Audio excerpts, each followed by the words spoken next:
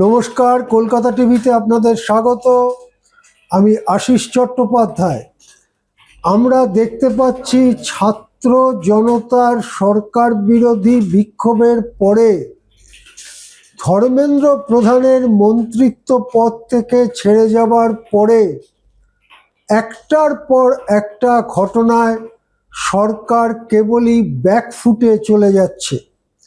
তার সর্বশেষ নিদর্শন আজকে পার্লামেন্টে, যেটা জানা যাচ্ছে সংসদের এই বাদল অধিবেশনেই, যে অধিবেশন 13 আগস্ট অবধি চলার কথা, সেখানেই ফরেন কারেন্সি রেগুলেশন অ্যাক্ট বা FCRA এই আইনের সংশোধনী পেশ করা এবং পাশ করানোর কর্মসূচি শাসক পক্ষের ছিল।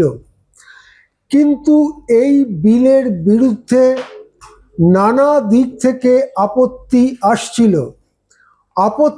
আসছিল, যেমন বিরোধী দলগুলোর পক্ষ থেকে, তেমনি শাসক NDA-তে যে সমস্ত দল রয়েছে বিজেপি ছাড়া, তাদের দিক থেকেও আপত্তি আসছিল। এখন প্রশ্ন হচ্ছে, কেন এই আপত্তি? তার কারণ, এদেশে যে সমস্ত NGO বা অসরকারি সংস্থা, যে সমস্ত ট্রাস্ট, যাদের অধীনে নানা শিক্ষা প্রতিষ্ঠান, নানা চিকিৎসা প্রতিষ্ঠান সহ নানা সেবামূলক কাজের প্রতিষ্ঠান চলে, তারা বিভিন্ন সময় এই কাজের জন্য বিদেশি অনুদান পায়। এখন বিজেপি দীর্ঘদিন ধরেই এটা বলে আসছে যে এই বিদেশি অনুদানের মাধ্যমে দেশ বিরোধী শক্তিকে সংগঠিত করছে বিদেশি একদল শক্তি।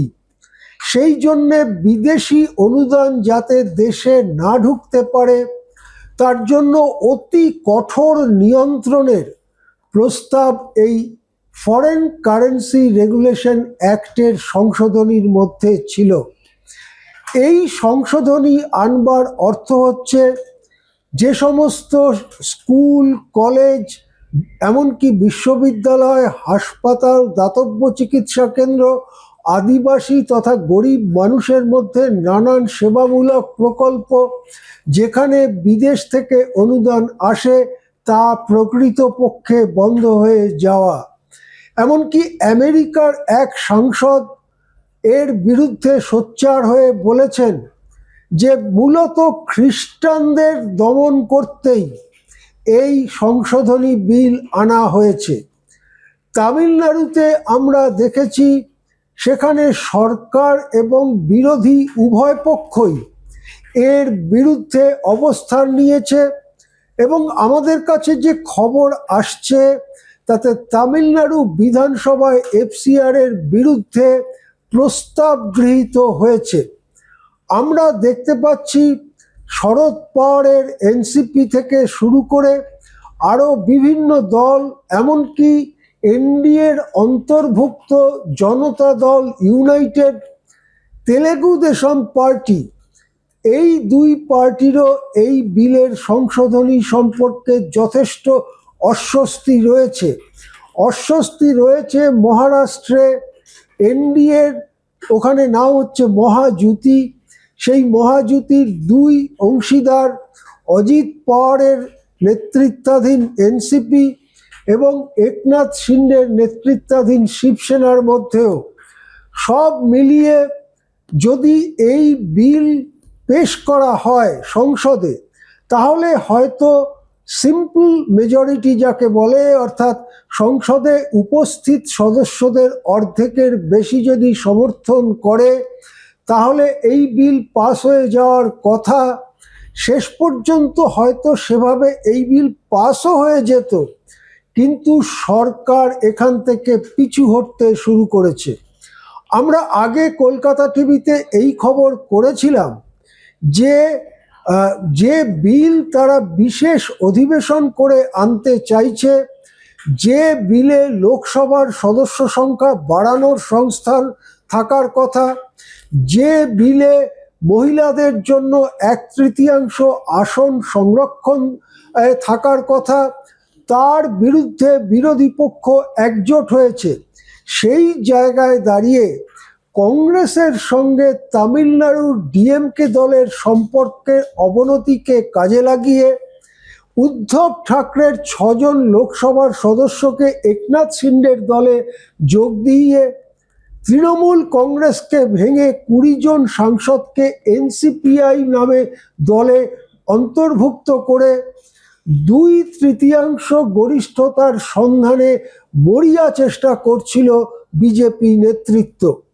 কিন্তু যদি এই বিলে সর্বসমক্ষে লোকসভায় ডিএমকে বিরুদ্ধে ভোট দেয়, এমনকি আরও কোনো দল যাদের পক্ষে আনবার একটা সম্ভাবনা বিজেপি নেতৃত্ব দেখতে পাচ্ছিল, তারা যদি বিরুদ্ধে ভোট দেয়, তাহলে যে পরিবেশ তৈরি হবে রাজনৈতিক ক্ষেত্রে, তাতে সংসদের ডিলিমিটেশন অর্থাৎ সদস্য সংখ্যা বাড়ানো এবং মহিলাদের 1/3 সংরক্ষণের যে প্রস্তাব নিয়ে আসতে চাইছে এনডিএ, তাতে বড়সড় ধাক্কা খাবার সম্ভাবনা।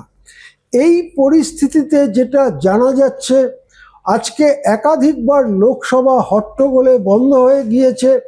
তারই মধ্যে সংসদীয় মন্ত্রী কিরেন রিজিজু, তিনি ছোট বড় সব বিরোধী দলের সঙ্গে কথা বলতে শুরু করেছেন। একটা ঐকমত্যর চেষ্টা করছেন কিরেন রিজিজু।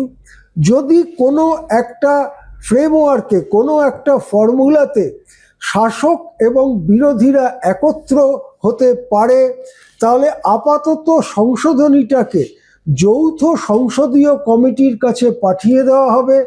যৌথ সংসদীয় কমিটি বা জয়েন্ট পার্লামেন্টারি কমিটি, যেটাকে জেপিসি বলা হয়, সেখানে গিয়ে এই সহমতের ভিত্তিতে সংশোধনীটাকে পাল্টে সকলের পক্ষে গ্রহণযোগ্য করে সংসদে পেশ করা যায় কিনা, সেই সম্ভাবনা খতিয়ে দেখতে কিরেন রিজিজু সকাল থেকে সন্ধে পর্যন্ত দৌড়ে বেড়াচ্ছেন।